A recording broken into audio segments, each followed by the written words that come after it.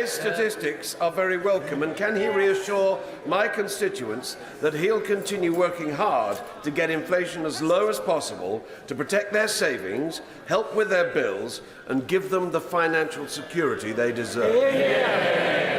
Well, Mr. Speaker, today's figures show that our plan is working.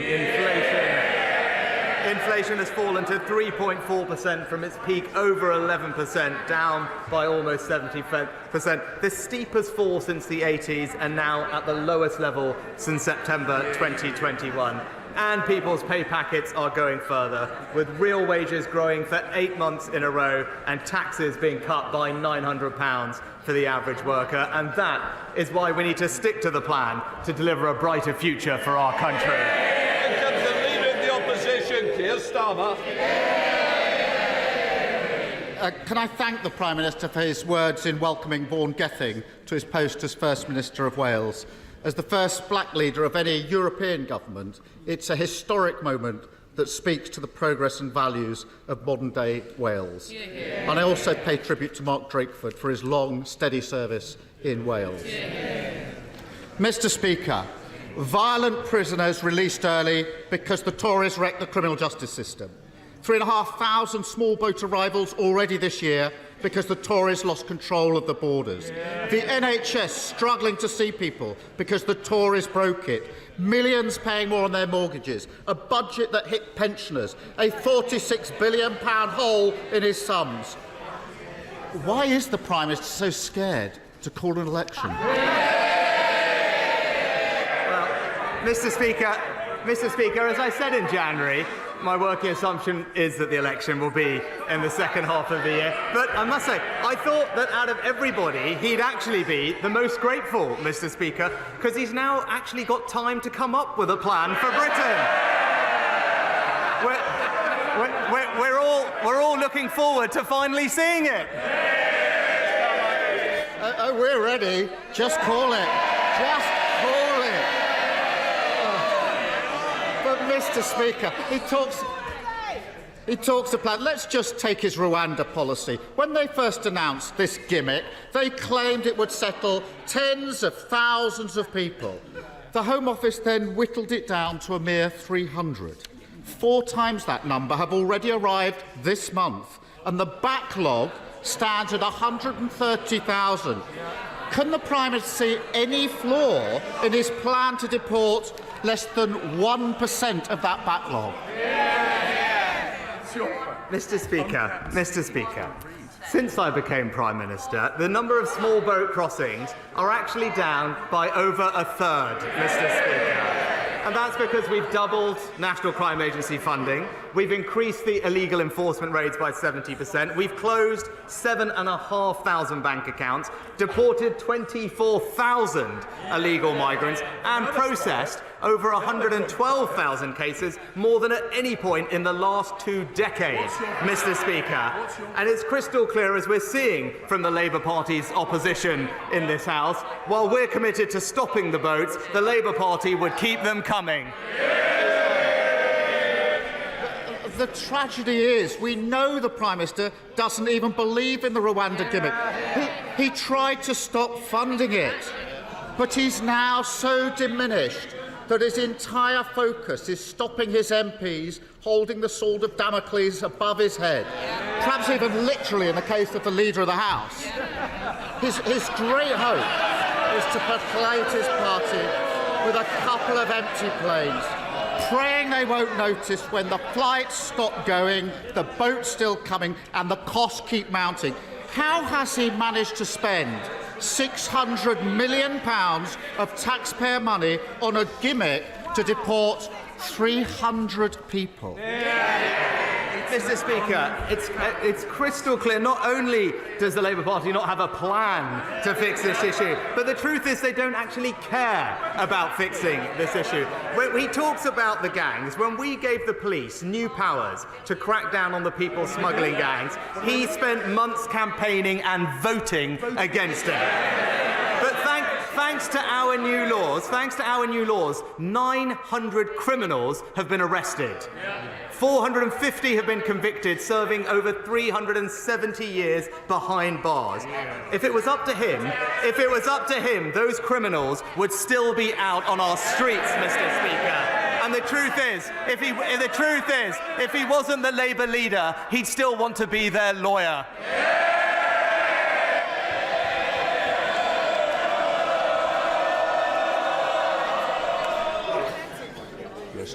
Speaker, I've prosecuted more people smugglers than he's had helicopter rides, and that's a lot.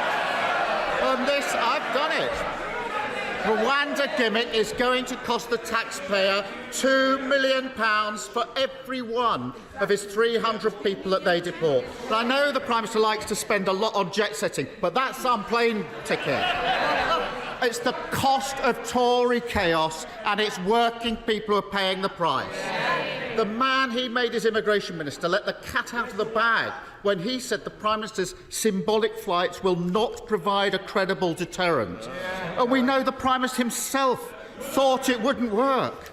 If the people selling this gimmick don't believe in it, why should the country? Mr. Speaker, he's very keen to talk about who he prosecuted. He's a bit less keen to talk about when he defended Hizb ut-Tahrir, Mr. Speaker. But when it comes to this question of how to deal with people who are here illegally, his values are simply not those of the British people. After all, this is the person who campaigned to stop the deportation of foreign dangerous criminals, Mr. Speaker. A dangerous criminal was jailed for dealing Class A drugs after he fought to keep him here. A gangmaster was convicted of carrying a knife after he fought to keep him here.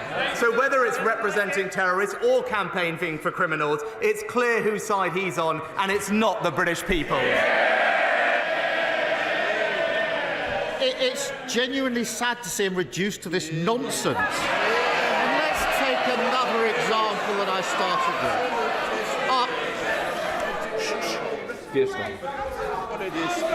After 14 years of Tory chaos in the prison system, the Justice Secretary is reduced to begging the Prime Minister either to send fewer offenders to prison or to release them even earlier. I must say I've got sympathy for anyone trying to get an answer out of the Prime Minister. So what's it going to be? Fewer criminals behind bars in the first place, or more released early onto our streets? Which is it? Mr. Speaker, thanks to our record and plan, violent crime has fallen by 50%, Mr. Speaker. We've recruited more police officers, given them more powers, and kept serious offenders in prison for longer. What's his record? He voted against greater protection for our emergency workers, opposed tougher sentences for violent criminals, and failed to give police the powers they need. It would be back to square one with Labour, soft on crime and soft on criminals. You can see why he doesn't want an election, why his party have lost faith in him, why half his cabinet are lining up to replace him. No answers, no plan, no clue. And the Prime Minister has never had the courage to stand up to his party. So let me help him out and say to them what he wishes he could. The mortgage mayhem, the waiting list, the criminals walking free, they are the costs of Tory chaos. And if they can't bring themselves to stop the endless games and gimmicks, stop putting themselves before country, they should pack up, go home, and waste somebody else's time. It wasn't that difficult, was it, Prime Minister? Mr. Speaker, he talks... Prime Minister. Mr. Speaker, he talks about his ideas, but we're 2 weeks on from the budget. The Shadow Chancellor found time to make a one-hour speech last night, and we still don't know how they're going to pay for their £28 billion black hole. But while he tries to talk down Britain and the progress that we are making, today's news shows that the plan is working. Inflation down, Mr. Speaker. Energy bills down. Wages up, pensions up, and taxes cut by £900 £1,500. And that is the choice. Higher taxes and back to square one with Labour, or tax cuts and real change with the Conservatives.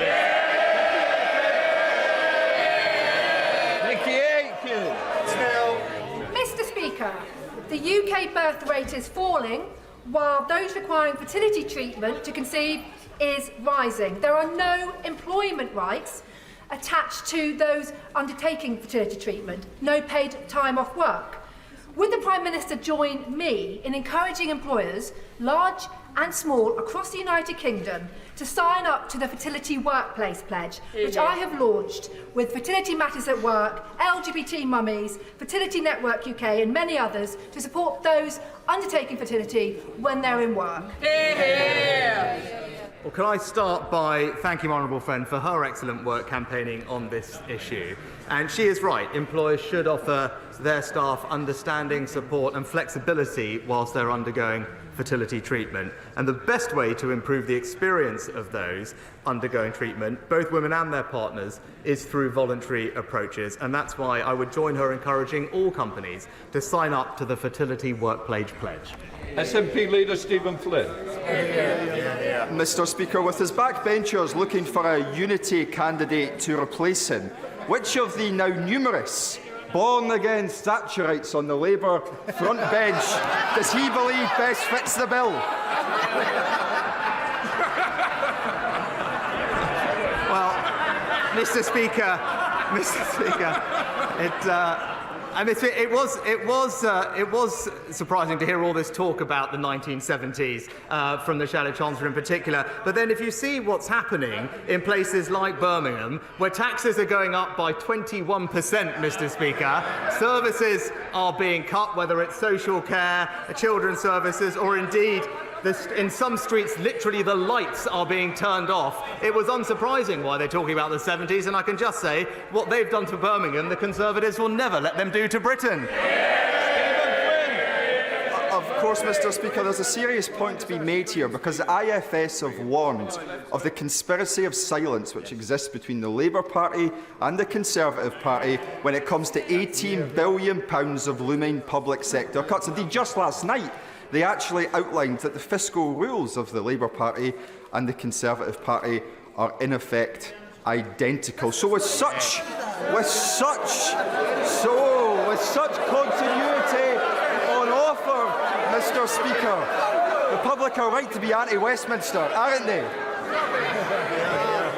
Well, Mr. Speaker, I'm surprised to hear him quoting the IFS, because the IFS also described the recent SNP budget as, in their words, misleading, and said in their words that pain is almost certainly coming. It is a savage tax and acts budget, Mr. Speaker, a savage tax and acts budget. Because here's the reality of it. Whilst NHS spending in England is going up in real terms, in Scotland it is going down, Mr. Speaker. And while taxes are being cut by the UK government, it is the SNP government that is putting them up. And that is the contrast. Where the SNP, or indeed Labour, are in charge, it's working people that pay the price. Thank you, Mr. Speaker. The Prime Minister quite rightly often criticises the Scottish Government for the extra tax they put on residents. Well, in my part of Cornwall, we have an extra tax called the Tamar Toll. I've been working on a petition with my neighbour, the MP for Plymouth Moorview. Would the Prime Minister make our part of Cornwall, of our country, more competitive by losing this extra tax and help our country level out, our community level out? Well, I thank my honourable friend for raising this important local issue. Any application for a toll revision will be considered by the Transport Secretary at the right opportunity when it's been received. But I am told there are also plans in place to create a new locally led focal group of key stakeholders to ensure that there is a real opportunity to make their views heard about crossings in the future. And I know that my honourable friend will play an active role in that group. Sir Geoffrey Donalds.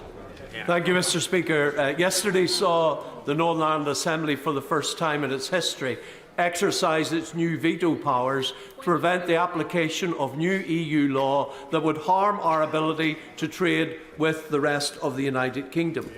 This is something which the DUP campaigned to achieve when others were calling for rigorous implementation of the protocol. And to his credit, the Prime Minister was able to work with us to deliver the real changes to the protocol that will help restore Northern Ireland's place within the United Kingdom and its internal market.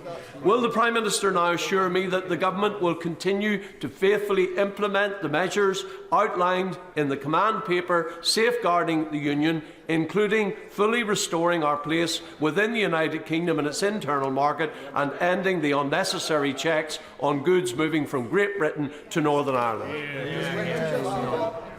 Well, I want to congratulate my honourable friend again on his leadership of unionism, and I agree it's been a very encouraging few weeks, and I salute the work of both the First Minister and Deputy First Minister in representing the future of Northern Ireland. And I can assure him that we will implement our commitments at pace, including further regulations to be laid before this House in coming days to take power to deliver those commitments on UK internal trade, also hosting the first meeting of the UK East-West Council and the establishment of Intertrade UK. But it comes down to this fundamental point, and I know that he will agree. Northern Ireland's place is stronger in the Union with locally elected politicians in place representing the needs of all parts of the community. Noting the NAO report today on the spiralling costs of using ex-military bases for migrants, and noting that the Home Office has announced this week that they are to reduce the projected numbers at RAF Scampton down to 800. Will the Prime Minister ensure that his Minister for Immigration meets West Lindsey District Council and myself urgently so that we can release most of the base for regeneration of this iconic RAF base, the home of the Red Arrows and the Dam Busters? Well, can I pay tribute to the way that my right honourable friend has engaged with the government on this important issue for his local community. As acknowledged, our plan is working to cut the use of asylum hotels, and we will have closed 100 hotels next week, on top of cutting small boat arrivals. But I know he's talking to the Minister for Legal Migration about how best to accommodate a smaller number of asylum seekers safely at RAF Scampton, whilst recognising the Council's ambitious plans for regeneration. And let me tell him, I fully support those discussions, and the Government is committed to the site being used for accommodation for the shortest possible time and then released to the benefit of the local community. Mr. Speaker, our NHS is at breaking point. My constituent was told he needed a gallbladder operation after a visit to A&E. He waited in hospital, nil by mouth, all day, no operation. He's then told to stay overnight or risk his place on the list. So he sits in a hot, smelly, windowless waiting room for 8 hours on a plastic chair. Then a gurney comes with no pillow, and that's where he sleeps. And the next day, the nurses say, no operation, there just aren't any beds. His wife told me the Conservatives are running the NHS into the ground. Given his experience, given so many others across the country sharing that experience, how can he say otherwise? I'm very sorry to hear about the Honourable Lady's constituent experience, and I'm sure she'll be raising it with the local NHS Trust as well. What I would say is, of course, the NHS is recovering from a difficult 2 years, but it has received considerable backing from this government, record investment, as was acknowledged by the NHS CEO just the other week, a plan to improve productivity in the future. And when it comes to beds, we've invested in 5,000 new beds over the last year, more ambulances, and all of that is contributing to lower waiting times, waiting lists coming down, and an improved A&E performance over last year. Angela Richards. Mr. Speaker, the people of the eastern villages of Guildford, the Clandons, the Horsleys, Effingham, Ripley, Send and Ockham have had enough. Unwanted development and villages taken out of the Greenbelt without promised infrastructure is why I've been calling for an immediate review of the local plan for the last 3 years. Does my right honourable friend agree with me that Labour's promise of concreting over the Greenbelt, even against the wishes of local MPs, would simply add insult to injury? Well, Mr. Speaker, unlike both the Liberal Democrats and the Labour Party, who believe in top-down targets that decimate the Greenbelt, we believe in local people having a say over their local communities, which is why we are committed to protecting and enhancing the Greenbelt. The national planning policy includes strong protections to safeguard this important land. I know her local plan is currently under review by the council, who have indicated they'll be updating it, and I hope the honourable member and her constituents engage with that process to help shape future Guildford for future generations. Kendrick. Mr Speaker, the EU Foreign Policy High Representative Joseph Borrell said on Monday that Israel is provoking famine in Gaza and using starvation as a weapon of war. President Biden has said that there should be no attack on Rafah without a plan to ensure the safety of more than 1 million people living there.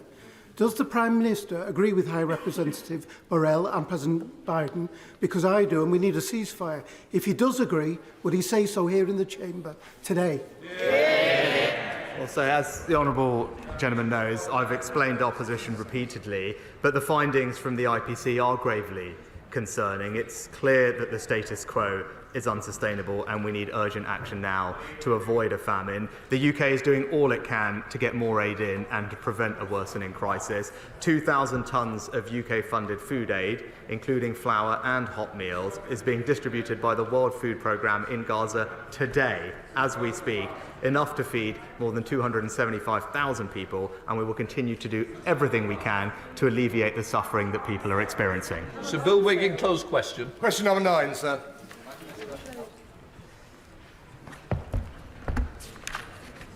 Mr Speaker, the Department for Education is mounting a significant intervention in Herefordshire's children's services. That includes expert improvement advice, a commissioner with statutory powers to direct the council, and a 2-year improvement partnership with Leeds. And I can assure my honourable friend that the department is closely monitoring the council's progress. Sir Bill Wiggin. I thank my right honourable friend for taking this situation, this terrible situation, so seriously. The Permanent Secretary from the Department of Education visited Hereford recently, and so he will know that the new Conservative Council are trying to mend the damage done by the previous Green and Independent Authority to far too many young people and their families. As a father, does he agree with me that progress is still far too slow? And so will he meet me and discuss what more we can do? Well, like my honourable friend, I am concerned to hear that children in Herefordshire are not receiving the level of service that they should expect. And I know that ministers have revisited the Commissioner's latest report, and while some improvements have been made, I agree with him. It's also very clear that the pace of change is not what it should be. My honourable friend has been right to campaign tirelessly on this. I assure him ministers continue to hold the local authority for account, but of course I will be happy to meet with him to discuss his concerns further. Hamid Yassin. Thank you very much, Mr. Speaker. Bedford Renal Unit is closed until further notice, while investigation into the water treatment unit are carried out. This is a major incident for the nearly 100 patients in Bedford, whose lives are now severely disrupted by the need to travel around 50 miles up to 4 times a week to access life-saving kidney dialysis. Will the Prime Minister commit all the necessary resources needed by East and North Hertfordshire Renal Unit services to urgently fix this major issue? Well, I'm sorry to hear about the specific issue with the renal unit. I think he'll forgive me not being familiar with the exact details, but I'll make sure that we look into it in the department and that the NHS is being provided with all the support that they need to rectify the situation. Sir Liam Fox. Thank you, Mr. Speaker. Tomorrow is World Down Syndrome Day. We have made huge innovative strides in this country with the unanimous passing of the Down Syndrome Act in this House and initiatives such as yours, Mr. Speaker, to provide work placements here in the Palace of Westminster for people with Down syndrome. There is an outstanding issue we have to deal with, however. While the time limit on abortion in the UK is 24 weeks gestation, for Down syndrome, due to an anomaly in the law, it is 40 weeks up to full term, something that many members may not understand. With cross-party support, I will be tabling an amendment to the Criminal Justice Bill to equalise the time limit in line with our disability and equality legislation. Surely we cannot accept in the 21st century that people with Down syndrome are second-class citizens in our country. Will the Prime Minister support the change? Well, I'm grateful to my right honourable friend for his dedicated work in passing the Down Syndrome Act into law. And can I thank him also for highlighting World Down Syndrome Day, where we'll be hosting a reception in number 10 to mark the occasion. As he knows, when the grounds for abortion were amended, Parliament agreed that doctors were best placed to make those difficult decisions with women and their families. And also, as he knows, it's been a long-standing convention that it would be for Parliament to decide whether to make any changes to the law on abortion, and that these issues have always been treated as an individual matter of conscience. Anna Bardell. Thank you very much, Mr. Speaker. Some of my Livingston constituents in Broxburn and Craigshill have the misfortune of living in houses built with rack concrete. Many of them can't get insurance, can't get mortgages, and one constituent told me very emotionally he cannot even afford a survey. So will the Prime Minister arrange for his ministers to meet with me to discuss how his government can fund local authority and devolve governments that didn't even exist when these houses were built, and give the support that was promised? We need action now. Well, Mr. Speaker, I'd happily look into the issue that the Honourable Lady raises, but in the first instance, I'm sure it would be a question for the SNP government in Scotland to answer, to make sure that they're providing for their constituents.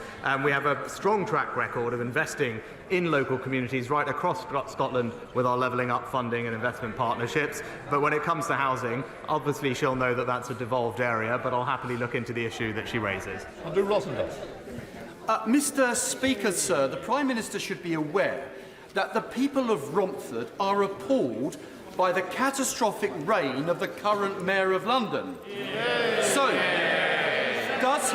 does he agree that traditional boroughs like Havering should have more independence from City Hall, but in the meantime, to save London, shouldn't we sack Sadiq and elect Susan Hall as the next Mayor of our capital?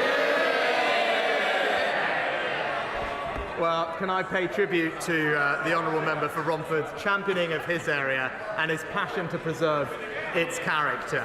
Now, as he says, whilst there aren't current plans to redraw the boundaries, I can understand his desire, especially with London being run by the Labour Mayor, with nightlife being decimated, crime increasing, and the Mayor raising taxes on hard-working people by over 8%. London can certainly, Mr. Speaker, do better, and the only way for pride to be restored in London is with Susan Hall as its new London Mayor. Thank you, Mr. Speaker. Last Sunday was the second anniversary of P&O Ferry's illegal sacking of 786 British seafarers. And despite what ministers have said, P&O has faced no sanction, and this government's new code of practice on fire and rehire would not stop it happening again. This Parliament will be the worst on record for living standards, and real wages are still worth less than they were in 2008. So why, after 14 years, has this government failed to deliver a better deal for workers across Britain? Well, Mr. Speaker, in fact, as the Chancellor just recently pointed out, living standards are £1,700 higher in real terms than they were in 2010. And if he wants to do something to protect working people in this country, perhaps he should have a chat with his Shadow Chancellor about her plans to impose £28 billion of tax rises on everyone in our country. Sarah Atherton. Thank you, Mr. Speaker. After decades of a Labour MP, Wrexham was known as Spice Town, but not anymore. In the last 4 years, we've become a city with a £160 million investment zone, £20 million town fund, £23 million share prosperity fund. We're soon to have the largest trading state in Europe with more jobs than job seekers. We've secured the future of Hightown Barracks, and Hollywood has boosted our football club. Agree with me that it's this Conservative MP and this Conservative government.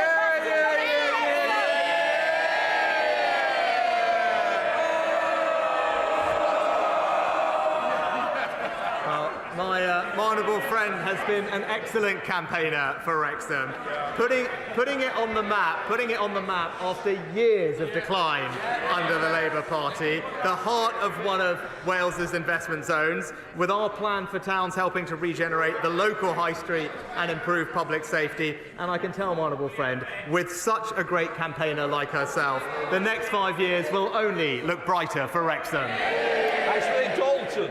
Thank you, Mr Speaker. Last week, the Prime Minister rightly called Conservative Party donor Frank Hester's comments about the Honourable Member for Hackney North and Stoke Newington racist.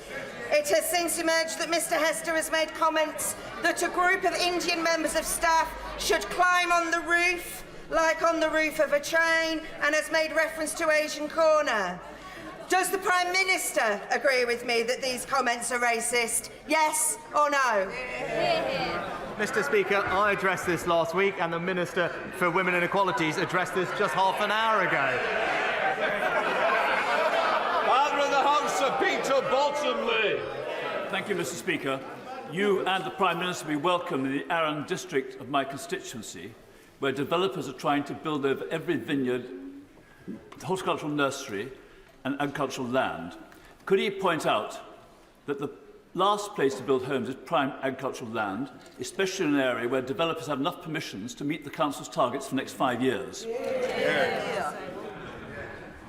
Well, Mr Speaker, my honourable friend is right that sustainable development must be at the heart of our planning system, and that's why we're committed to meeting the housing needs of our communities by building homes, the right homes in the right places, making sure that everyone uses best use of brownfield land, conserving our countryside, but that's also the point that he makes, which is important. As I've been crystal clear, we must protect agricultural land. Food security is incredibly important, and we need our farmers to produce more great British food.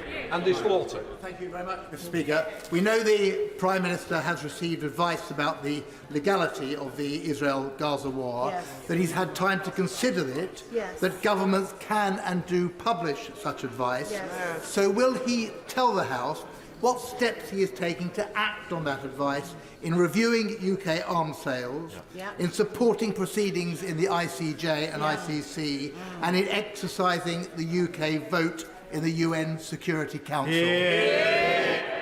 Well, Mr Speaker, we continue to call for Israel to respect international humanitarian law and for civilians to be protected. Too many civilians have been killed, and we want to see Israel take greater care to limit its operations to military targets. These are points that both I and the Foreign Secretary have repeatedly made to Prime Minister Netanyahu. We have previously assessed that Israel is committed and capable of complying with international humanitarian law, and of course we always keep this under review. Vickers. Thank you, Mr Speaker. The Prime Minister will be aware of plans by National Grid to build 50-metre-high pylons, a network through much of rural Lincolnshire, which is causing much consternation, particularly in rural villages. Could my right honourable friend assure my residents that when finally ministers consider the consultations that come forward from National Grid, that they will give sympathetic consideration to putting some of the sections underground? Well, Mr Speaker, my honourable friend is absolutely right to raise the concerns of his constituents, and he will recognise the balance that we need to strike by making sure that we give our country the energy security that it needs, but do that in a way that is respectful of the impact on local communities. I'll be sure to make sure that ministers take into account the concerns that he's raised and that all the views of his local constituents are taken into account. Final question, Terry Ali. Mr Speaker, given the Prime Minister's and his government's days are numbered and will soon be in opposition, will he use the small amount of time available to him and join the 138 United Nations member states and recognise the state of Palestine? Mr Speaker, our position has been consistently clear that we will recognise the state of Palestine when it makes most beneficial sense for the overall peace process. Of course we're committed to an ultimate two-state solution, but in the here and now what we are calling for is an immediate, sustained humanitarian pause which would allow for the safe release of hostages, including British nationals, and more aid to reach Gaza. And we would urge all sides to seize the opportunity and continue negotiations to reach an agreement as soon as possible. Please, Prime Minister's questions.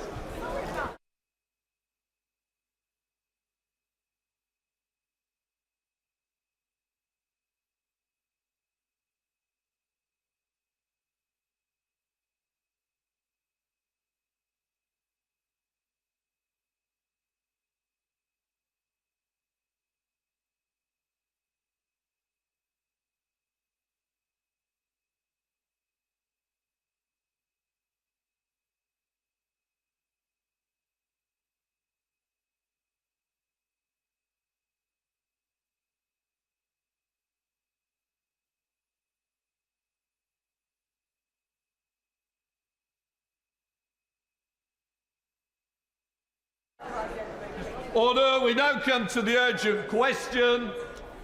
James Murray. Thank you, Mr. Speaker, for your permission to ask the Chancellor of the Exchequer to